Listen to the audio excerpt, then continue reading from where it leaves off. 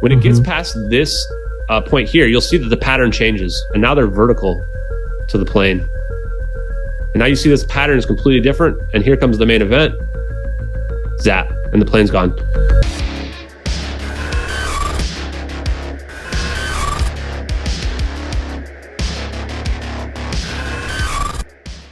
Welcome back, everyone. I am here with Ashton Forbes, and we're going to talk about a particular video and everything behind it that's been on the internet for a while. And look, I'm going to be honest with folks. I tend to find it difficult nowadays to take video as a strong source, just given where we are with technology, AI, and things like that, because nowadays in 2023, some of these things can be easily faked. However, given what I've seen with strange reactions within the community to this video, a very strong push to separate Ashton from this particular topic by people that frankly have no rational motivation other than to kill the story. And why would normal, average citizens have a desire to kill a story like this? There are none, unless they're somehow affiliated with someone who doesn't want the broader truth of this to come out. So again, I'm going into this with my mind is not made up, but I am intrigued by what's going on. So Ashton, with that long preamble, again, I am coming at this with a blank slate. So I'm just going to ask you the questions and just see what my audience and I can learn. So first, before we get into all this stuff, just brief background about yourself, and then how did you get into this mystery? Yeah, well, I have a day job. I'm a normal person thrown into an extraordinary situation, as I like to describe it. I'm a contractor with the government, which is how I have a clearance. And as I like to repeat to everybody, the clearance is really just to establish that I'm a normal person, that I've had my background been vetted by the government itself.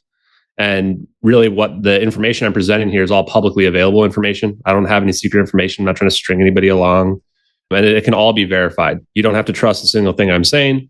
The information that we'll be going over here today will be stuff that you can look at, and you can kind of come to your own story. You can either determine the story that I kind of tell as my opinion, if you think that's rational, makes sense, or if you want to come up with your own, I'm always open to people doing that as well.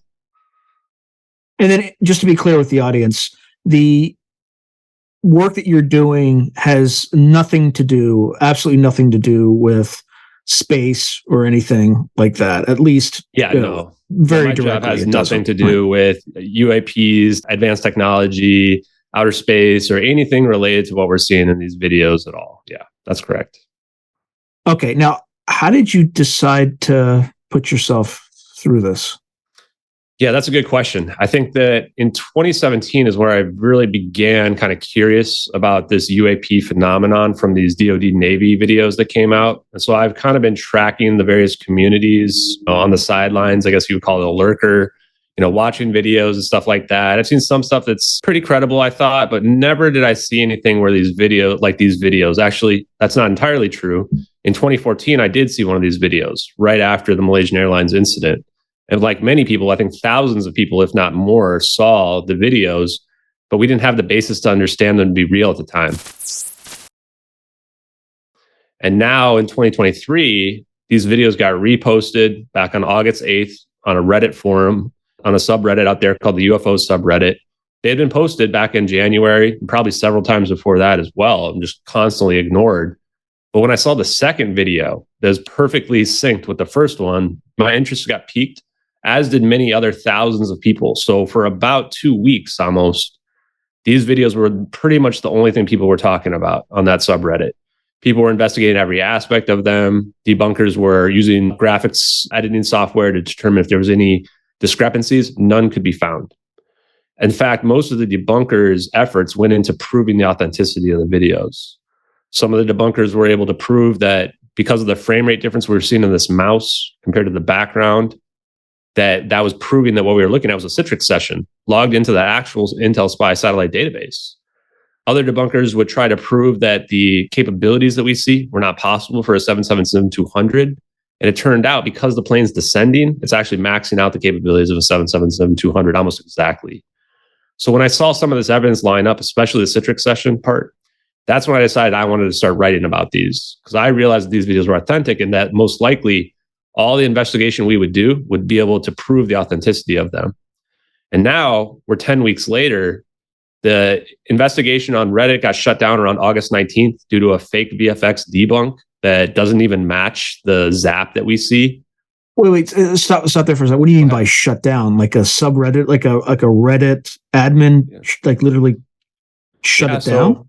There was so much controversy and back and forth between the debunker side and people trying to prove the authenticity that a 1-day-old sock puppet account called Icy Slide, which we've realized that if you think of what Icy Slide means, IC Slide. So IC stands for intelligence community and slide stands for forum slide. And forum sliding is a very specific mechanism that people do. The purpose of it is you try to push content to the top, using manufactured consensus. You bot vote it up to the top. On Reddit, people just believe whatever's at the top, whatever the comments are, they're upvoted. And then you use social contagion takes over. Most people that think the videos are debunked don't even know why they think the videos are debunked. They just know they've heard that they're debunked. And this is exactly what forum sliding is that you push your content to the top. People believe that it's true. All the comments when this happened, this 1-day-old account that shouldn't even have been able to post, got manual approval from the moderators of the UFO subreddit. Very corrupt. And it got to the point where everybody all the comments in there, thank God this is over, thank God this is over. That was used as the pretense to shut down all future conversation of the videos. From that point forward, any post, they had a mega thread up that they were already pushing all things to the mega thread so that they wouldn't be able to be easily seen. Then they went to a second subreddit. What would they call that subreddit? You would think you would call it MH370 something. No, it got called Airliner Abduction 2014. This is called the Debunker subreddit. This subreddit is actually managed by people who are part of the people who tried to debunk the videos. Their purpose is not to solve the videos. Nobody on that forum has even tried to solve them.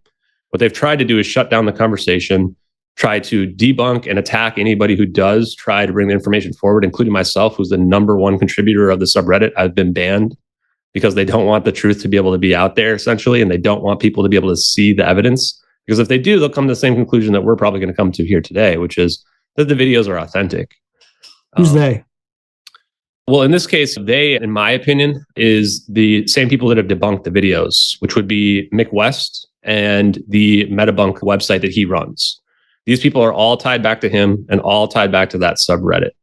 As far as I can tell, that's the main source of misinformation about all UFOlogy on the planet right now. People that don't have any credentials, that all they have to do is push some type of fake debunk, and then everybody will believe it just because of someone's name or however they're able to use this forum sliding method, social contagion, manufactured consensus. And we've debunked that debunk several times conclusively. And what I'll say as a factual statement is that the VFX from an old 90s 2D graphic is not in our videos. It does not match even on a single frame. And the people that falsely claim that it matches on a single frame, all you have to say to debunk them, which I've done several times, is how many pixels match. And that ends the argument right there, because they're not a match, and then they have to admit that they're not a match. It's pretty sad that people are still clinging to that. And that's why I don't like to spend much time on it, because we've conclusively debunked it many times over. Okay. All right. Let's go all the way back. So for people who are watching this, who are unfamiliar with the controversy, just go all the way back to the beginning and explain to the audience what MH370 was, when it disappeared, the official narrative around what happened, and then go into the counter narrative. Yeah, absolutely. So this plane was MH370 flying from Kuala Lumpur to Beijing. This plane takes off at 1640 UTC. At 1721 UTC, roughly 40 minutes after, plane goes dark. Supposedly the transponders turn off. The better way to describe it is that it goes completely dark from flight radar. They're not able to track this plane anymore. And then from here, it's a mystery. From the official narrative, right after the fact, they didn't know exactly where it was. It took weeks for them to develop a narrative and present data to the public where we had a better idea where it went. When the United States and China clash, the world will never be the same, especially when forces beyond reality threaten to intervene. What if the United States went to war with the People's Republic of China? How would these rivals fight for supremacy on land, sea, air, and across the stochastic streams of time? What wonder weapons would be unleashed? What horrors would emerge from the irradiated sludge of the South China Sea? What heroes would rise and forever change the course of history? Tread into the deepest and darkest dimensions of the multiverse, gaze through a kaleidoscope of fractured realities, and bear witness to the disturbing visions of World War III from today's greatest minds in science fiction, fantasy, and horror. Weird World War, China. Available now from Bain Books at bain.com. Initially, the best approach or best thought was that this plane flew back across the mainland of Malaysia. It went over Langkawi Penang International Airport, which is the closest airport that someone would go to in an emergency scenario. And then it flew off to the Nicobar Islands. And this is the part where we didn't know. We only had satellite pings to be able to track it after radar. So they weren't sure if it went north or if it went south. On March 13th, which is 5 days after the event, and this date is important, that's when the first official narrative of this plane turning into the South Indian Ocean came out from unnamed sources.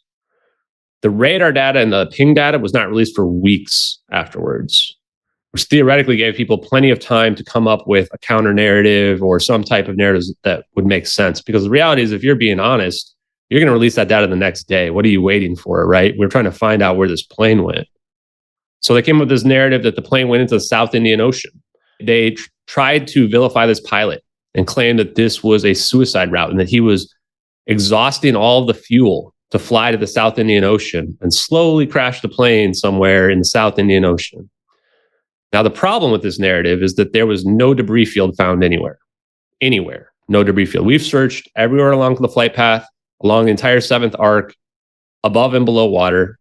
And this is why people from the Netflix documentary, very smart people, realized that something was amiss, that the official narrative could not be true, because you can't have a 777 crashing into the ocean and not leaving a debris field visible from space for multiple days. I mean, the Wagner Russian guy's jet, tiny jet that crashed, we had satellite imagery of it crash in the debris field the next day. So in the water scenario, the debris field's going to scatter everywhere. It would be huge debris field. There'd be bodies, there'd be pieces of the plane, luggage, all this stuff that can float, be all over the place. Yet nothing was found. The fake narrative that people just automatically absorb from the media from that is, well, the ocean's really big. The problem with that is there's nowhere else for the plane to go. They have the plane running out of fuel. The plane's not going for another 1,000 miles. There's nowhere else for it to go. The satellite pings, if you believe them, are conclusive. They say it must go in the South Indian Ocean, but it didn't go there. So in other words, you can narrow this. You can dramatically narrow the search range based on radar returns, satellite pings, precisely. Yeah, precisely. So we are able to conclusively rule out that official narrative of the South Indian Ocean due to the fact that it's an active shipping route. Nobody witnessed this plane flying down there. Nobody found a debris field there. In addition to that, there's data that rules it out. What time of day did it disappear? By the official narrative, they claim it disappeared in the morning, 8 a.m. So there's sunlight out. Plenty of light. People would have been seeing it. It's not like this plane can hide, right? They tried to claim that this pilot, who everybody is stuck up for him, everyone, all the officials, family, co-workers, great guy, loved flying, had a huge custom simulator. They tried to incorrectly line up the simulator data to claim that this matched the route, but it was really just the route that he was scheduled to fly on February 3rd, the day before, of MH370 to Jeddah, which goes to the northwest in a similar, not even a little bit similar pattern or flight path to where this plane went from after Penang. And then they tried to claim, oh, well, there's one single point out somewhere in the South Indian Ocean or whatever in his computer, and that indicates that that's why he went down there. But this guy just loved flying. So let's say he's just practicing his route and decides halfway, okay, I'm done practicing. I'm going to go fly to Antarctica or something, right? Could just as easily have been a plausible scenario compared to practicing his suicide route. And they tried to claim the reason why he's going to Penang, Langkawi, the closest airport that he would go to in an emergency scenario, is to say goodbye to his hometown. This makes no sense whatsoever. That's the last thing anyone's thinking if they're 220 people who are about to crash down the door to get into your cockpit while you're flying the plane rogue, right?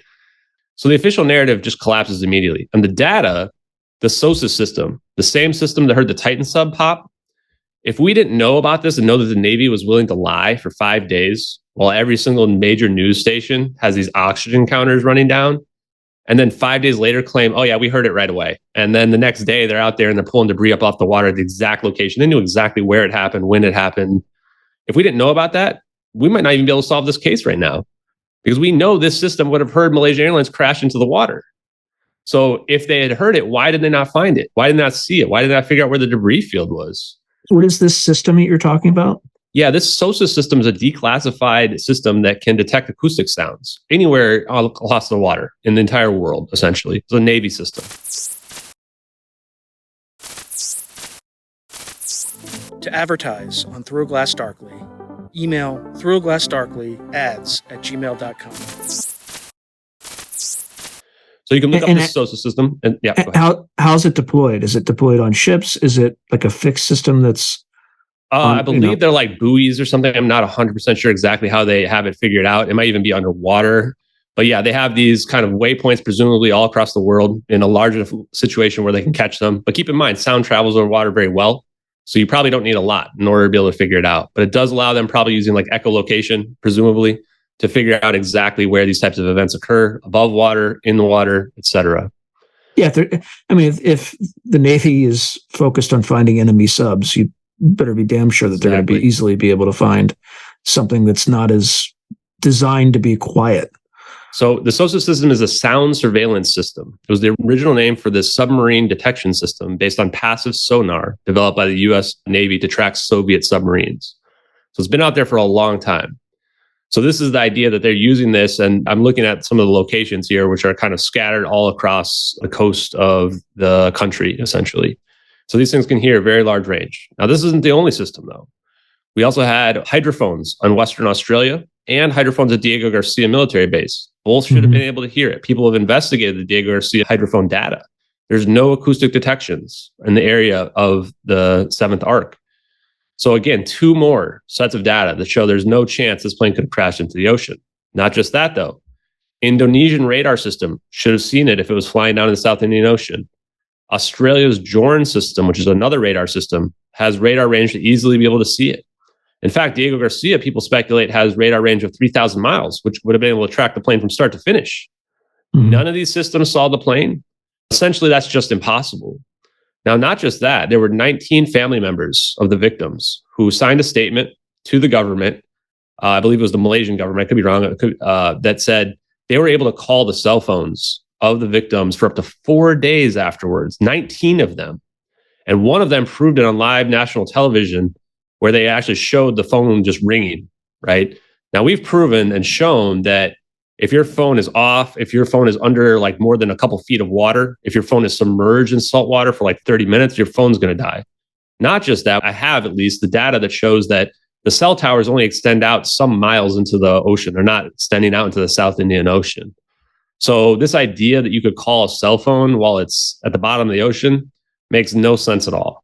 CNN had some experts go on and try to make some fake like explanation for how this could happen. It's not happening to 19 family members' phones for 4 days. What would happen if your phone was destroyed, but your account wasn't canceled or anything? Would it just ring and ring? Or no, that's not how it works. So they try to claim some type of weird scenario where it would try to connect to the last known spot or something like that. But I guarantee if we test it right now and we do a bunch of tests, we're going to find out that those phones aren't going to ring. So in that scenario, let's say my cell phone's destroyed and you try calling me, what would you hear on your end? Oh, you're just going to get the busy signal or the signal that you get, like go straight to voicemail pretty much, right? That's what should be happening. So, and I'm not claiming that I have done that test internationally, but we could absolutely do it. And I would love to, including some of my international followers. I think that we'll conclusively find that your phones aren't going to be ringing, especially up to 4 days in this scenario. Okay. Now, when you say 19 people, is there anything special about these 19 people? If you watch the Netflix special, then you would see that there was a ton of people that did not believe the official narratives, including Danica Weeks, whose husband was on board the plane. Sarah, I'm going to butcher her last name, B-A-J-C, Bach, I think it is, or I could be saying that wrong. She was the girlfriend of the American passenger, Philip Wood. Even weeks after, they did not believe the official narrative. They did not believe this pilot crashed it into the ocean. It's clear that they were trying to understand what really happened, but they didn't have nearly enough puzzle pieces to figure it out at that point. But they were on TV on CNN, and they're just straight up saying they don't believe it. Was there anything special about any of the passengers or the cargo on board the aircraft? 221 kilograms of lithium-ion batteries. which is a lot of lithium ion batteries. That's almost 500 pounds. Now, these batteries are extremely dangerous. If you go mail a letter at the post office, they're going to ask you if you have any lithium ion batteries in your mail. They are actually banned a year later from being in the cargo of passenger planes. That's how dangerous they are. And if you go look up the FAA's website on them right now, even after they banned them in the cargo, there's a lithium ion battery fire once per week on American flights. People don't realize how often these things are happening and how dangerous they are. They can't be put out. You can temporarily mitigate them, but they're so energetic, they just keep lighting back up. They will explode, create a pretty big explosion, tons of black smoke that's toxic as well. Now, in terms of the passengers, there was 20 Freescale semiconductor engineers and scientists. 12 of them were of Malaysian descent, and 8 of them were Chinese nationals. Now, I think that we have actually found that there's a connection, potentially. We'll get into the videos, but they are all from this company, Freescale Semiconductors. Which is a spinoff from Motorola. Right? Yeah, exactly. And in 2005, there was a National Security Agency report about commercial emergence of superconductivity. And Freescale Semiconductors is listed in there 9 times. The whole report is basically about them. And it actually concludes that this technology will be available by 2010 or 2012, but only if the government funded it. So this starts to piece together what we'll talk about later, which is potential motive for what we're seeing in our videos as well. So there are some interesting people on, as well as 20 people from the same company is far too many people. Most companies have policies that you can't have all these very important people. Like usually it's like 3 or 4 is the maximum that are allowed. So this is potentially a situation where there was way too many important people on this plane. The cargo is very suspicious as well with all of these batteries. And we've been trying to still dig into the cargo, but it's somewhat obfuscated. Like there's I think 5,000 kilograms of mangosteens on this, which, Florence Tchengi very famously in her book talked about that these mangosteens were not in season and that potentially there was something else going on here. But it's very difficult to uncover that because all we have are official reports on that type of cargo. So there are multiple different scenarios for what the motive might be around it. But to me, when we look at these videos, what we see in these videos can't be about money, in my opinion, not even necessarily material goods unless they're very advanced material goods. It really has to be about the intellectual property related to who the people are on the plane. Okay. So the official narrative effectively is that you had a pilot who committed suicide by flying the aircraft into the Indian Ocean, in the South Indian Ocean. After correct? an 8-hour joyride where it ran out of gas. Yep, that's about it. Yep. Okay. All right. What's the counter narrative? So the counter narrative here is that these lithium ion batteries had an explosion and a fire broke out in there. This is corroborated by over 10 witnesses. All of the witnesses actually seem to have seen the same thing, and they were all just discredited. So this plane takes off at 1642. It's very hot out. Malaysia's right near the equator. It was over 30 degrees centigrade. These batteries are volatile at 36 degrees centigrade. So it doesn't take a lot of excess heat to get to a situation where they might be disruptive. In addition to the most common causes, defects. These batteries were put together the same day. They missed 2 security screenings the same day. This was also before people knew how dangerous these batteries really were. A number of planes burnt up before this, including a bunch of people dying on some of these planes. And so this was really what we're thinking of as our emergency events. 1719 is the last communication. Good night, Malaysian Airlines Flight 370. There's no alarms going off. But if you look at these lithium ion battery fires, they happen very suddenly. So presumably 64 seconds later, 1721 UTC, there's an explosion. Boom. Now, what the pilot's supposed to do is they're supposed to turn off I think it's the GPU, and try to figure out where the issue is with the circuitry. So if there's some kind of explosion, it's damaged it. Now, this could explain why the plane goes dark. And there's actually a Wired article that argues for an electrical fire being the cause. And it goes through the exact narrative and scenario that we're talking about, just doesn't link it to the lithium ion batteries, the 500 pounds of them in the plane. So this plane goes dark, lithium ion batteries have lit up, they're burning. Crew probably responds right away. They're using all the fire suppression devices they can to keep this fire out. But these lithium ion battery fires, you fight them and they just keep coming back up. The cargo bays are actually built to withstand these types of fires in general, but they're not going to last forever. I've had a source tell me that the plane could last for an hour and 20 minutes, which is going to be the time frame that we're going to build here in our scenario. So at this time, when the plane goes up, witnesses hear it. 9 people along the coast issued police reports saying they heard a very loud sound at 1720 UTC within 1 minute of our event. Mike McKay is on an oil rig, a Kiwi, a New Zealander. On this oil rig that's very highly suspended, he sees the plane about 300 miles in the distance on fire. His sighting was misreported in the media, claiming that he saw it crash. He did not see it crash. He actually admits he did not see it crash. He just assumed it had to, because you see a plane on fire, you assume it's going to have to crash at some point. That's a very important distinction, because if they can mitigate the fire, then theoretically this plane can still fly. There's actually a communication 10 minutes after the plane goes dark, where another 777 pilot who's flying into, I believe, Narita Tokyo Airport, hears a communication that he believes was either from the pilot or the co-pilot, but it was very staticky at 1730 UTC. This is also the exact time about 8 fishermen are on a boat 10 miles off the coast of Thailand and Malaysia there in the South China Sea. They see the plane flying very lowly, unusually low. This is consistent with the explosion depressurizing the plane. Because if you have a depressurized plane, you need to fly low enough to keep oxygen for the passengers under 10,000 feet, maybe even lower than that. Mm-hmm. So this also destroys the official narrative, which claimed that this was a suicide route and that the pilot was intentionally depressurizing the plane to asphyxiate the passengers. Because if you're doing that, you're not flying low. You're going to stay at cruising altitude for them to asphyxiate. You're not going to try to give them oxygen to be able to breathe, because they're going to be theoretically trying to kick the door down, right? So this plane flies back over Malaysia towards Penang Langkawi International Airport, which according to the Wire article, this is the right place you should go, right? This is the closest place. You might argue it should go back to where it began, KL, but the Wired article argues that the elevation is better here. Especially if you stay low, you're going to want the elevation to be beneficial to your flight path here.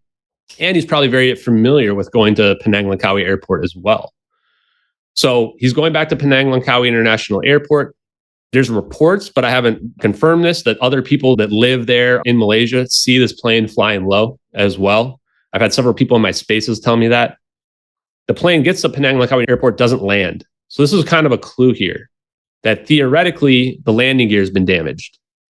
Because if the landing gear has been damaged by potentially the fire that's going on, or potentially that was the cause, like maybe this landing gear got very hot and the batteries were too close to it.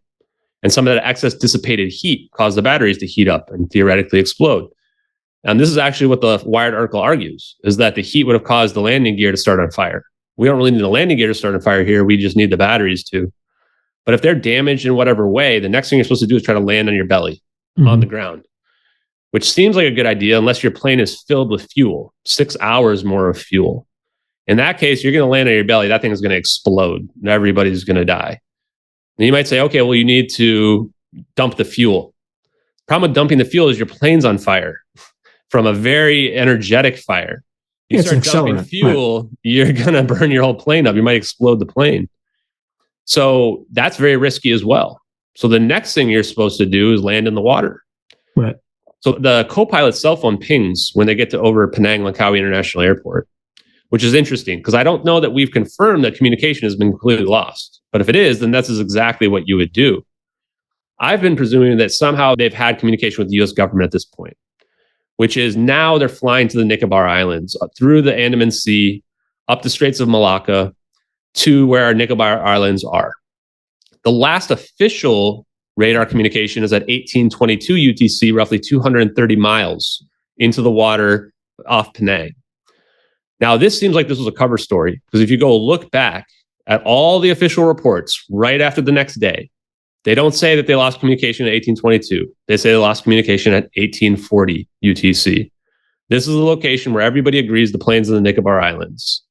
This is the location where we found a witness who was on a boat between India and going to Phuket, right here in the Nicobar Islands, who sees an orange glowing plane that she believes is MH370, reports it officially a couple days later when she lands. This is the location now where supposedly the turn into the South Indian Ocean happens, where you look at this turn and it's just an impossible turn that makes no sense whatsoever. This is where now ththey're relying on these Inmarsat pings to try to figure out where this plane went. And what's an Inmarsat ping? So there are these satellites that are located all throughout the Earth. There's maybe 4 to 6 of them. And the idea is these are constantly pinging the plane every so often. And by using this, they can figure out, okay, how far away from the plane was this ping from the satellite is this plane?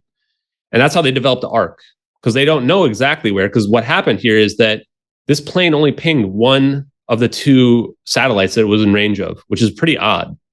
For the whole trip, it just pinged one of them. It didn't ping the other one ever. If you had 2, you'd be able to use triangulation to figure out exactly where the plane was. But with just one, now you have an arc that says, okay, it went either north or south, right? And they knew it didn't go north because there's too many radars that would have caught it. Like 20 different places would have caught this plane if so. So they assumed the plane went south. Now, the problem with this is this Inmarsat data came out very late, like weeks later, if not months later. And there is a lot of contesting of it. Nobody corroborated this data. The CEO even came out and said that the data is good as long as it wasn't spoofed. There's an engineer that came out and had a statement saying they thought they were playing a trick on Inmarsat. So you've got all these people coming out here like saying some pretty weird stuff about the data that basically questions whether or not it's legitimate or not. Now, what we have before that, though, is we have this plane going up to 1840 UTC in the Nicobar Islands. This is where we see coordinates in our satellite video that we're about to show that indicate that what we're seeing happened at the Nicobar Islands here. Catherine T sees this orange glowing plane. The orange glow is consistent with the fire suppression devices. These are halon fire suppression devices having a chemical reaction releasing this bromine, which is a halogen, glows orange. So my same source that says that this plane can last 120 minutes says that that's exactly what would happen if you had been fighting this fire for an hour and 20 minutes and have this chemical reaction. This plane is going to be glowing orange from the gas permeating throughout the plane, potentially even leaking out, seeping out through the plane, creating the same visual effect that Catherine T on the boat sees. She sees the plane flying very low. I've actually spoken to her personally. Her flight recreation that came before me, that people used her data to try to figure out the general direction of the plane, matches the turn of our videos. They said that essentially it would be between 2,000 and 10,000 feet, depending on the elevation. And she said it was descending when she first saw it to 5 minutes later. This is also consistent with our videos that show a plane in descent as well. So we have corroboration from our witness of what we're seeing here in the videos. And all of the witnesses point to the same event, fire. There was even a B77 fire suppression device, which is a very unique and unusual looking circular device that washed up in the Maldives several weeks later. This device even had numbers on it that seemed like it could be serial numbers that could be linked to the plane. The Maldives was intentionally excluded from the search. Why would you intentionally exclude anybody from a search like this, especially if debris could wash up on your island, right? So all of this evidence leads to our lithium-ion battery fire scenario, an emergency event. And then that's going to build up into our videos because along with the motive, we now have to figure out, okay, well, what really happened? If they were going to land in the water, the thing about landing in the ocean is it's not like landing in the Hudson River. Hudson River is a very narrow river. People could even swim to the edge, right? You're landing in the ocean. You have huge waves. Even on a controlled descent, this plane is going to break apart. It's the middle of the night. It's 2:40 in the morning, their local time, depending on how you want to look at time zones. It's pitch black. The witness corroborates the pitch black. We check the moon phases. It's down. The sun is down. There's no light whatsoever. This plane cracks. You're going to have a very hard time saving anybody if it falls into pieces and crashes into the ocean. Quick question. I thought the crash happened in the morning. You said it was like 8 a.m. Or was that when it took off? That's only if you believe that it went into the South Indian Ocean. So theoretically, this is where, in the Nicobar Islands, is where it turns into the South Indian Ocean, then flies for another 6 hours. The place that we have it pegged here in the Nicobar Islands, this is happening at 1840 UTC, which is equivalent to 2:40 a.m. Malaysian time. Okay. All right. I just wanted to establish that. Okay. So essentially, they're trying to say this plane flew for another 5 or 6 hours. There's plenty of people saying, too, that there's no way this plane flew for another 5 or 6 hours. And in a fire scenario, there's no chance. So here's the thing, is if this really was a fire, why the cover-up? This is a very mundane event. Why are you covering it up with this huge, elaborate story vilifying the pilot? You need a very good reason to do all of this, right? And that's what we're going to see in our videos, is we're going to see the reason firsthand. Advanced technology that is unknown to the public, right? And so this plane has theoretically been in communication with the US government. We found an intercepted communication only reported in Chinese news They claim to be at 2:43 a.m. is when they intercepted it, which is just 3 minutes after 1840 UTC. It claimed that the plane was disintegrating and attempting an emergency landing. Again, both corroborate what we see in the video and from the fire scenario that we have kind of pieced together. In the video that we're going to show, you're going to see smoke coming from the back of the plane. The debunkers have tried to say this is contrails. It is conclusively not contrails because we can see cumulus clouds in the videos, which only form between 1 and 5,000 feet. Contrails form above 30,000 feet. So what we're seeing here is not contrails. We're seeing the smoke come out of the back of this plane from the fire scenario. So we're going to have videos that corroborate our events. We have a witness that corroborates our event and a logical scenario that is corroborated by another 10 witnesses.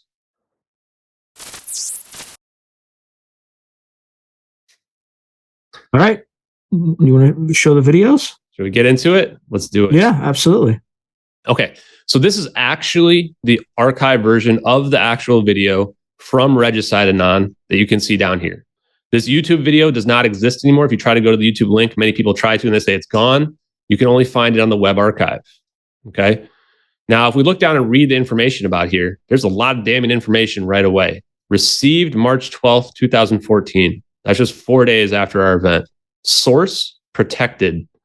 This Regicide Anon account was a UFO uploader account. They had other videos that were unrelated to this, predating these videos. In their other videos, we looked, they don't have any other source protected. It says like email submission, things like that. So this is going to indicate that this person was potentially really a military asset, somebody who had access to these videos that was leaking them online to try to get the information out. The time as well also indicates that 4 days. Can you imagine sitting on this type of hot footage where you might get arrested at any moment for theoretically having this out there? To me, this indicates that somebody who did this was somebody who was involved, who saw it firsthand, right? And they realized that nobody was going to be able to figure this out without it. Now, the published date is actually like 8 weeks later, May 19th. So the idea here is that they had to be convinced that this footage was real. It took us you upload it. You upload it and then delay it so that you can get some distance between yourself and the video, right? Could be that. I think it's more along the lines of this person didn't believe the footage to be real themselves. Because most people look at the satellite footage that we're going to look at and they think we're looking up. They don't even realize we're looking down in this video. That's how little basis we had to understand this footage to be real. So from that perspective, it's likely they had to be convinced. And the reason why we think this is that apparently a later version that's a higher quality, and you can't make a higher quality version from a lower quality footage.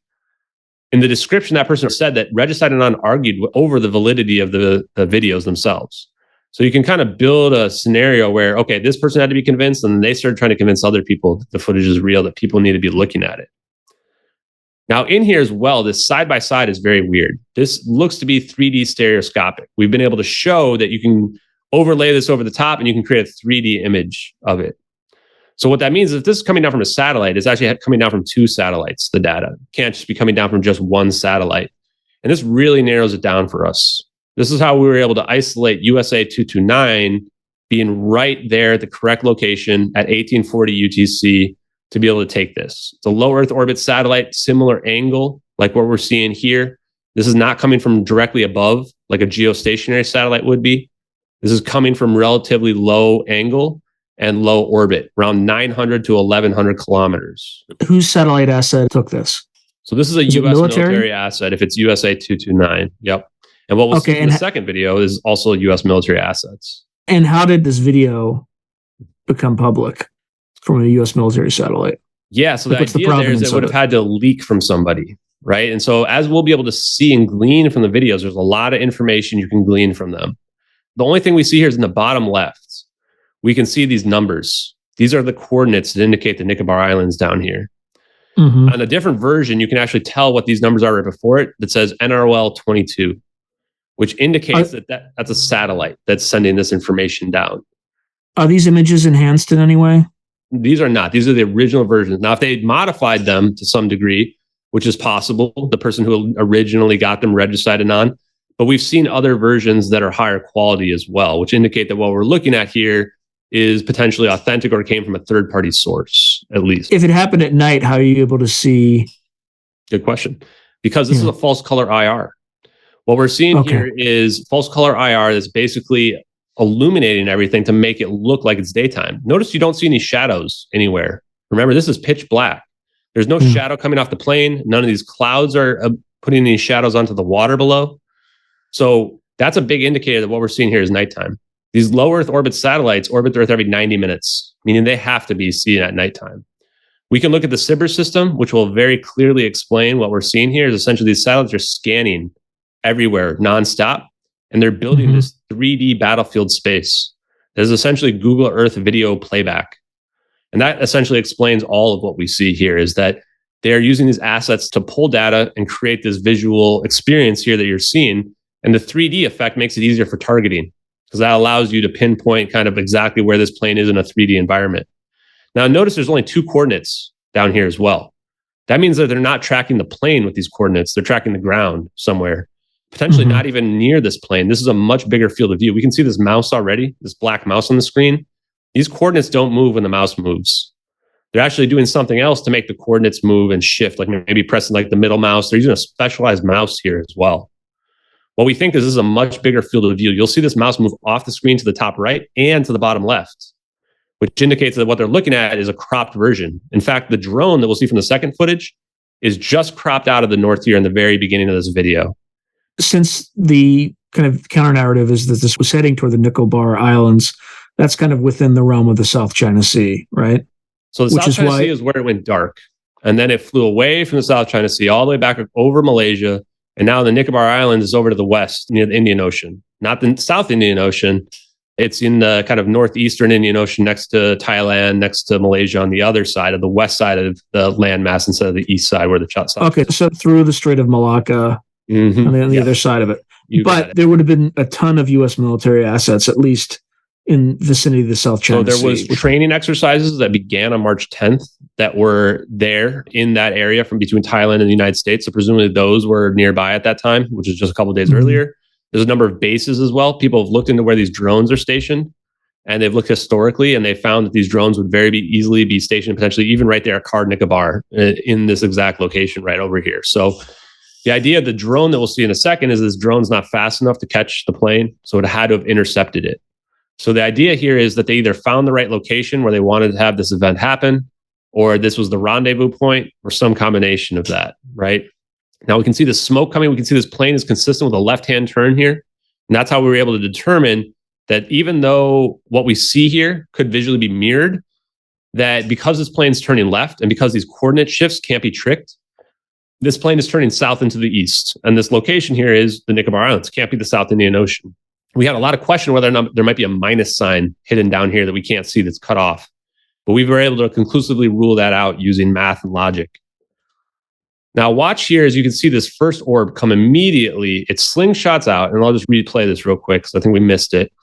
This first orb comes flying from across the screen, goes right past the plane, misses it quite a bit, and comes back like it's trying to track the plane and figure out where it is. So get ready for it. Here it comes. First orb comes in at about Mach 3, 10 times faster than the plane. There it is. And it starts to circle next to the plane, like it's trying to figure out where it is, and then boom, it locks in, and now it's in location. The second orb shoots from across the water here, and it comes up right through this cloud right here. And now it's forming an equilateral triangle, 2 parts of an equilateral triangle here. And the third orb is going to come off the screen here in just a second, and now it's creating a perfect equilateral triangle. And now they're spinning, they form a pattern. And what they're doing is they're encircling the plane in a sphere over time. And what begins to happen here, this looks very unusual, and people immediately think this must be non-human intelligence. But really what this looks like is a computer program, at least to me, when I'm watching this, is it's too exact. We've graphed the patterns, and it's like a perfect wave pattern of these. It looks like they're preparing something with purpose here at this point. We're not sure if the plane knew this was happening or this came as a complete surprise. There's really not an easy way to tell. When it gets past this point here, you'll see that the pattern changes, and now they're vertical to the plane. And now you see this pattern is completely different, and here comes the main event. Zap, and the plane's gone. Now, when we watch this zap happen, it accurately illuminates the clouds. You can see that flash that happens there. We believe that that's the electrons being energized by this zap in the nearby area. It illuminates the clouds in the foreground and in the background correctly. So this zap is also indication it's nighttime. that potentially we wouldn't see this zap so prominently if it's the middle of the daytime, and that potentially the nighttime is required for this. Now, I want to point out the false color IR is somewhat proven here too, because that's a white zap. What we're going to see in the thermals is actually a cold event that we're seeing from that zap. Additionally, the clouds are whiter on the top, which is because there's more IR radiation on the top of the clouds compared to the bottom of the clouds there. Now, notice as well, after the fact, the leaker wants us to know that this plane is not a magic trick. They scroll over to the right, show us there's no plane anywhere over here. It didn't just go off to the side of the screen. It's just totally gone. And then they close the screen. So let's just run through the scenarios. If this was cloaking, this smoke trail wouldn't just stop. We'd see the smoke trail continue going forward. Because even if you can block all the electromagnetic signatures, you're going to still see the byproduct of the plane smoking. So we don't think that this can be cloaking. So the other scenario, that would be annihilation. Did this plane just get destroyed, imploded to some degree? We don't see any debris go flying anywhere, right? But if we go based on Einstein's E equals mc squared, then what this means is the mass and energy have to go somewhere. So if this was being annihilated, this zap should be much, much, much bigger. 777 is a huge amount of mass. If you were to convert that to an atomic bomb, this explosion would be gigantic. So there can't be annihilation either. Plus, it was filled with fuel still. Yeah, and filled with fuel, 6 hours of fuel. That's a good point. So that only leaves one scenario, teleportation, that this plane went from one place on the Earth to somewhere else on the Earth. And then we have to be able to describe that scientifically, which I think we'll do in our follow-up session here, because it's pretty fun to dig into that. How do you know it went someplace else on the Earth? Oh, not necessarily on the Earth. That's a good point. So if you are talking about teleportation, there's a number of different scenarios. Could go to another dimension. It could go to somewhere else in the universe, really far away. It could go somewhere in the future, because time dilation is real, meaning that the farther you travel at the speed of light, the further in the future you're going to show up. If you were to go somewhere really far away at the speed of light, you might get there relatively quickly. But when you get there, hundreds of years would have gone by. It's going to depend on how far you've traveled, essentially. And then if you come back, everybody you know is going to be gone. There's going to be nobody left on the Earth anymore. And then the last option is, well, if you just teleport somewhere nearby. Now, we also think that the motive behind this, based on what we already talked about, is to put out this fire somehow, or to save this plane somehow.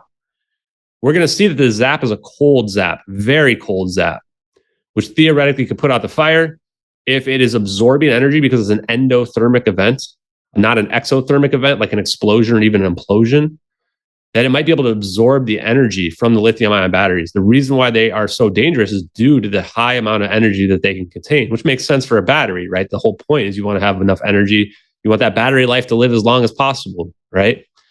So there's a couple different scenarios by which this could be saving the plane, but a lot of it starts to dig into very advanced theoretical physics. So that's the first video there. Are there any questions on that before I jump over to the second one? No, other than this came from satellite, right? Yeah, we're very confident just from how far away it is. People have looked at it. This would have come from a satellite roughly 900 to 1,000 kilometers, which would be a low Earth orbit satellite. Yeah. Now, this second one, so we can look at the dates on this second one, also from Regicide Anon. June 12th, 2014, received June 5th. So they didn't sit on this one nearly as long. They sat on this one for a week, right? And this one was received weeks after the first one was uploaded. So this probably tells us that the leaker thought they had absolute proof in the first one. We'd be able to figure out the satellite. Amateur astronomers would be able to reverse engineer where it was. She gave us the coordinates. They gave us everything we needed. And I want to point out the NRL-22 that we see in the satellite is not the satellite taking this footage, we don't think. Now, we're always willing to kind of reevaluate based on new evidence, but when we looked at USA 184, which is NRL-22, this does have a Millennia orbit, which is a very oblong orbit, but it's very conducive for being a command satellite because it sits around the North Pole looking down on the Earth a lot. And when we look at the SIGINT system, Signals Intelligence, we see it's a network of devices. In fact, if you Google right now, SIGINT payload, the very top hit is going to be an MQ-1C Gray Eagle drone. That's this drone we're looking at right here on this screen. So what we're seeing here is a connected group of assets that are for intelligence purposes, that are connecting to one another, talking to one another. So the long thing at the top is just the drone's wing, basically? People think it's the wing, but actually what it appears to be is the housing for the camera itself. Okay. And you can see pictures of this if you want on there. It's a very specific look. Somebody actually just messaged me today in DMs saying that one of their friends works for General Atomics, who make these and that this is theoretically authentic footage, that this looks exactly like what it would look like. And how do you know this isn't like CGI sort of a fake? So for the most part, we can go through the list, but I have a whole list of what it would take in order to fake this. And the time frame is the most damning part, is that we have a Marvel VFX expert that went on the record and said that just to get all that you would need to be able to begin to fake this and put it together using today's technology would take over 6 months.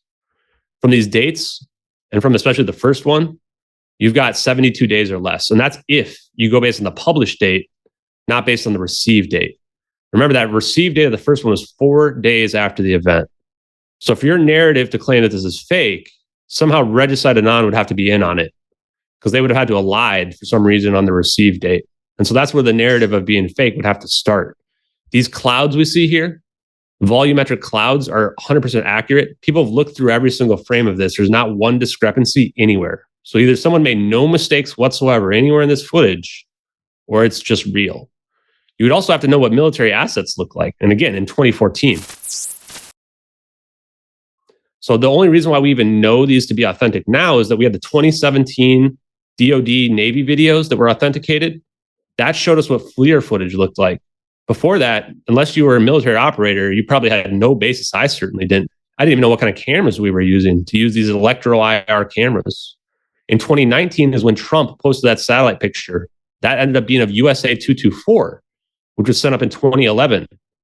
USA 229 was also set up in 2011. They appear to have very similar capabilities in terms of visual and picture taking.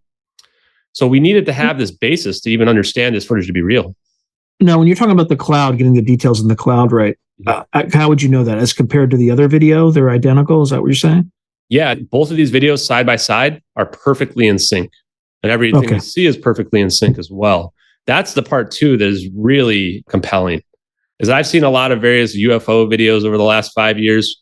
I can count on one hand the amount I've seen from two angles. In fact, I can't even think of another one where I've seen from two different angles. So that's part of it as well. As we're looking at the most advanced cameras in the world for 2014. This is an electro IR camera that has a thermal layer manually added to it by the leaker. Normally, this would be in a black and white, right? And this also gives us intent. They want us to see various aspects stick out so that we couldn't miss it. And when I play this, you're going to understand exactly what I mean. So now we're seeing the drone here on this footage, and we're watching it track this plane. We watch it go underneath the smoke trail. And now we can see the first orb come into play. And then the second orb is going to come in here in a second. We can see they're perfect spheres. When we get close, we'll be able to see there's a heat signature in the orbs that's actually spinning on the axis.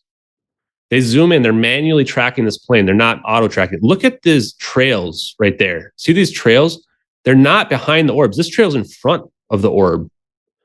This is indicating that what's happening here is these orbs are creating their own geodesics, which is just a fancy word for creating their own gravity. You can see they're almost running like they're on train tracks in this video. In other words, they're pulling the target toward them. Exactly. They're pulling that orb forward here. And you can see it very clearly. Now it's in the same ring formation. They zoomed in here. We can see this heat signature very clearly here. This is right near the landing gear. This is also supposedly near these AC packs that are there. Now, I have a hard time believing these AC packs can have the same thermal signature as the jet engines from the outside. And you can see actually the smoke right here. I mean, you can see this very clear smoke coming off of it here as well on the back of this plane. To me, this indicates that there's actually some exhaust ports right here, right underneath these landing gear. That's where our smoke trails are coming from the plane, the belly of the plane itself here. And we can see these orbs are going around in ring formation. They zoom out like they know what's about to happen here. Like they just zoomed out like at the exact right moment and said, oh, time to zoom out. You can see this heat signature on the orb is actually spinning on its axis here. We believe that what we're seeing here is superconductivity at play with these orbs.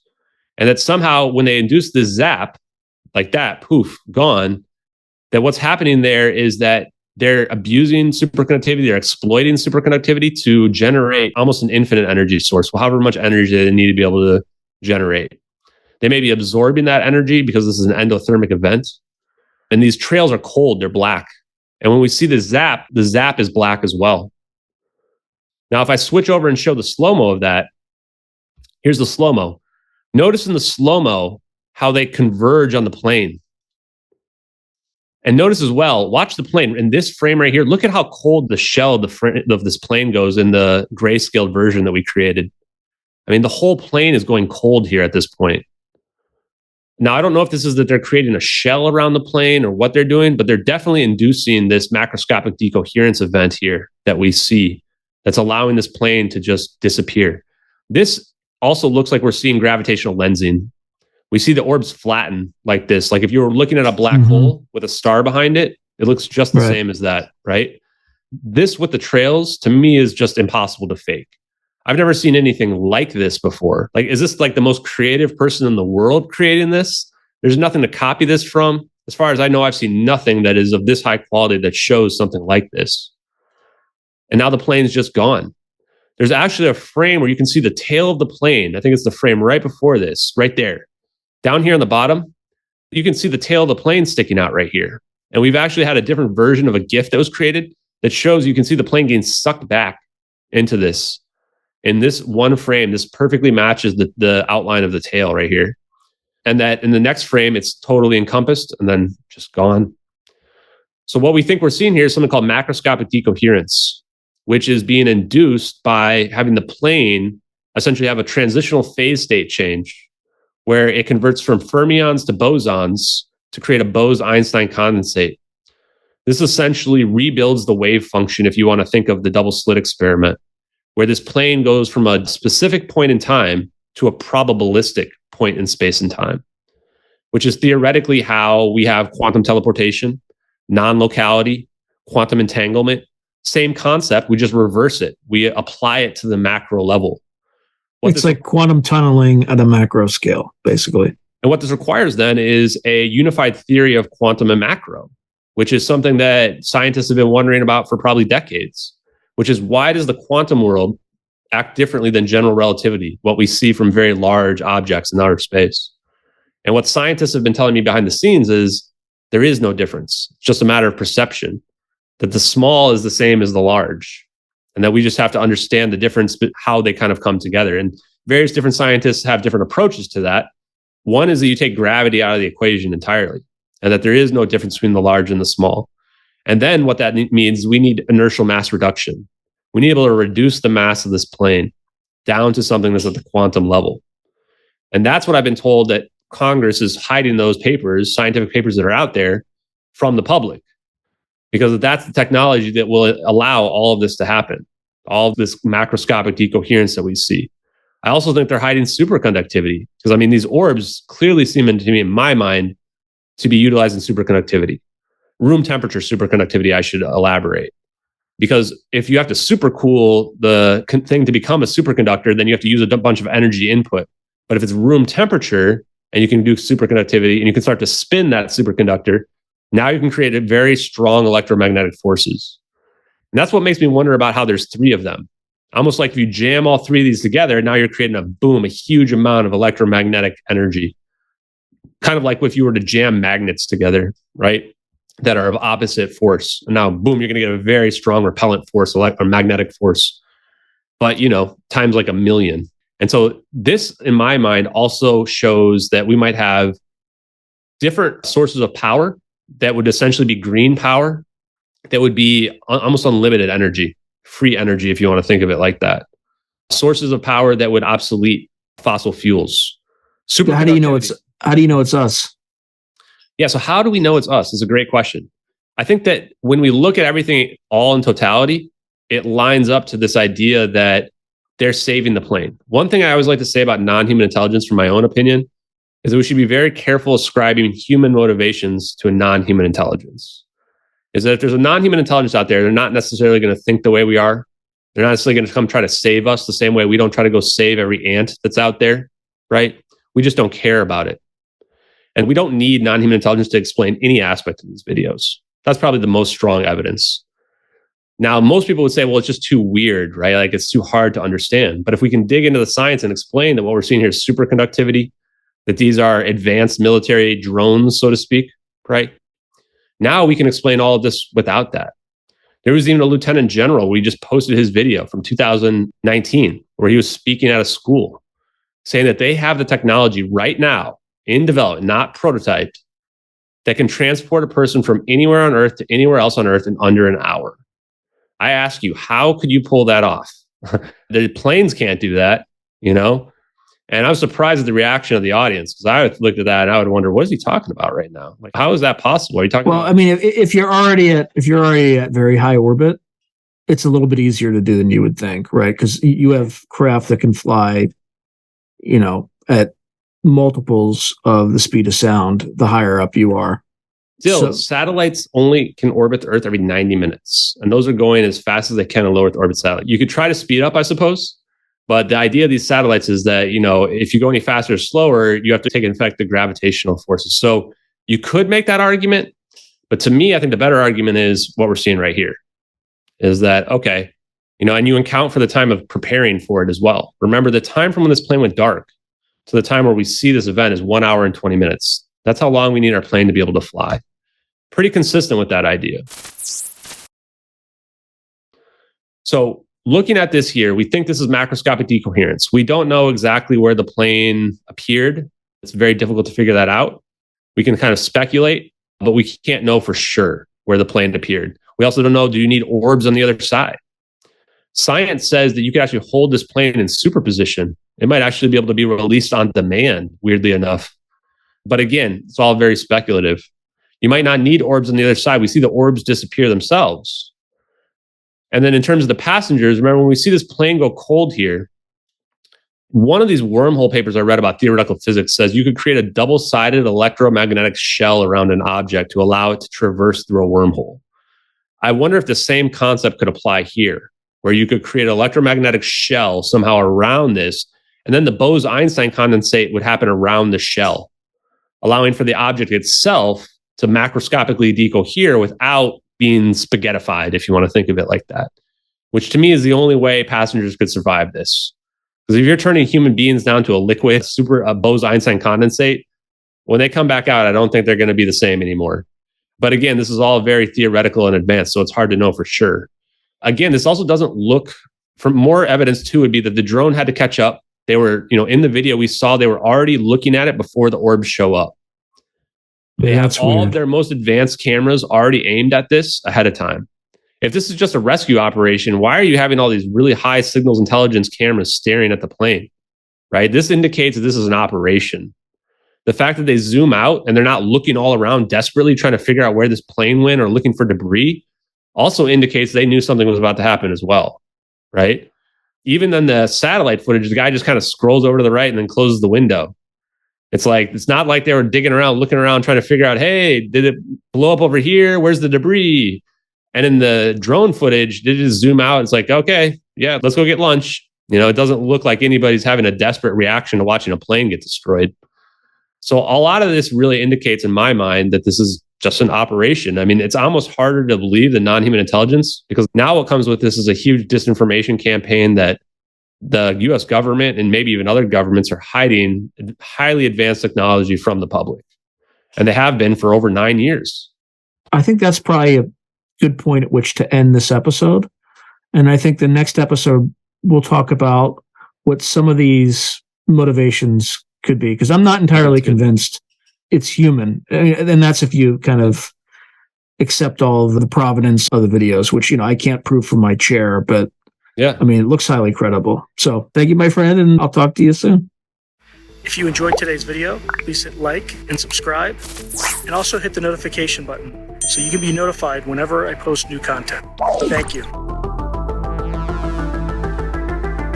Now, if you're enjoying the channel and you want to support it, there are several things you can do. In fact, there are 5 things you can do. The first thing you can do is just buy my books. I got plenty of books out in the market right now, and I would prefer that folks buy a book rather than giving me direct support, because they get something out of it. They get a real tangible product. The second way you can support me is by becoming a member on YouTube or becoming a patron on Patreon. And just go to either site and it'll explain everything.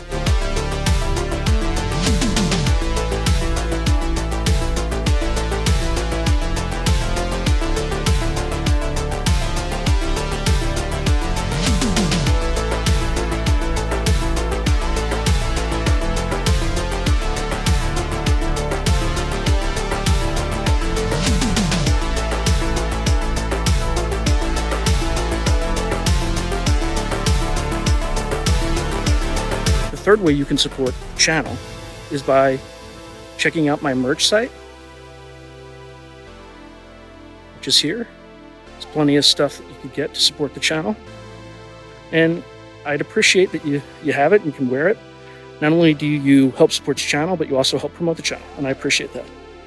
The fourth way that you can support the channel, and this is really easy, is anytime you want to buy something on Amazon, literally just go to the description below and click on any link, literally any link. The channel gets a cut of that, and it costs you no extra money. You just go through the link, as I'm part of the Amazon Affiliates Club. The fifth and final way you can support the channel is through donations. Now, I don't prefer these because it's more of a expression of gratitude, but you don't really get anything out of it as a subscriber to the channel. However, if you decide to do these options, there's two options. There's Buy Me a Coffee, which is a separate site. And there's also, you can go through YouTube with either a super chat, super sticker, or a super thanks. Again, I prefer Buy Me a Coffee because that organization takes less money than Amazon does. But either way, I appreciate any support you are willing to give the channel. So thank you very much and keep watching. I really appreciate it.